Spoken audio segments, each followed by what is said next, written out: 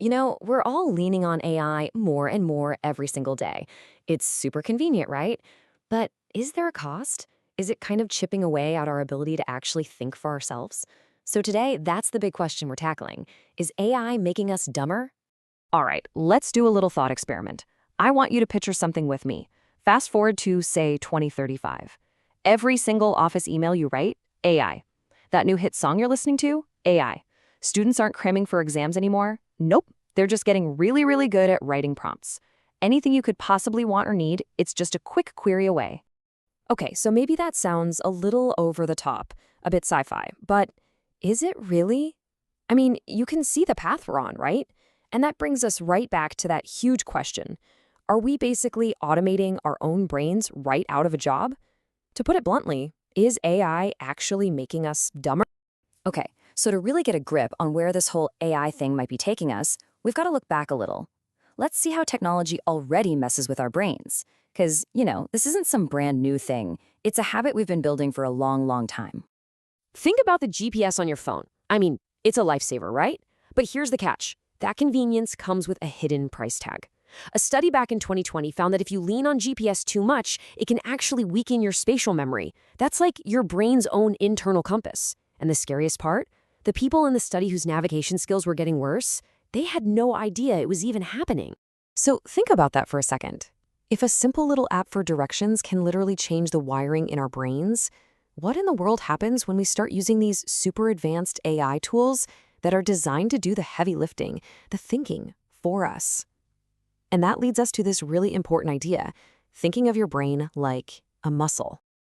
A professor named David Rafo had this exact moment of realization. It was during the pandemic, and all of a sudden, he noticed his students' writing was getting better, like unbelievably better. Too good, too fast. And yeah, you guessed it, he figured out they were using AI. His takeaway was simple and kind of chilling. It was the tools that improve their writing and not their writing skills.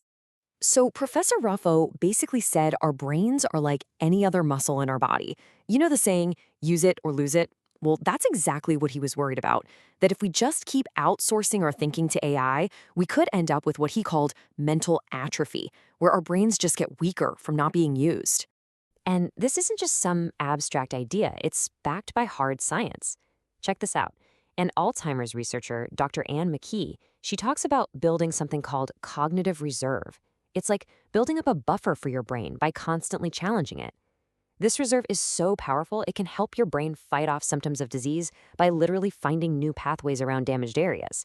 So, yeah, keeping your brain active isn't just a good idea, it's absolutely crucial for your health down the line. Okay, so we've established that not using our brains is a bad thing, right?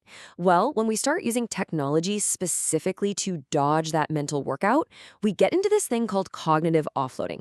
And trust me, this has some very real and sometimes dangerous consequences.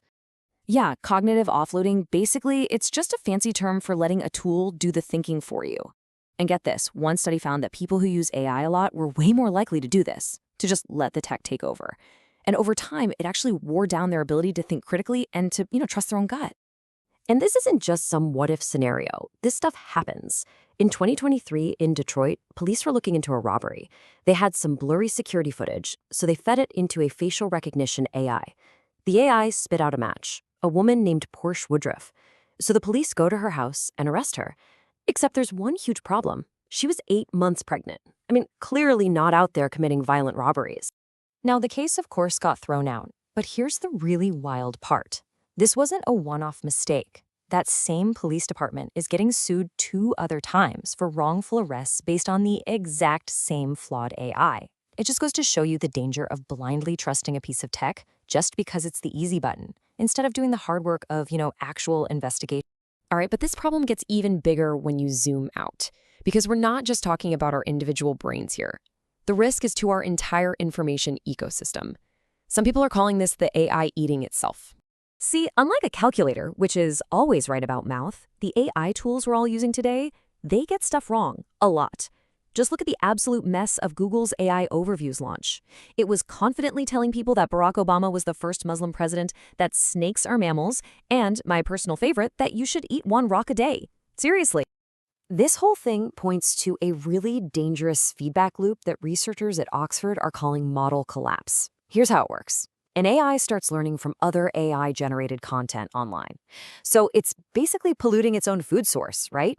And with every cycle, its understanding of reality gets more and more warped.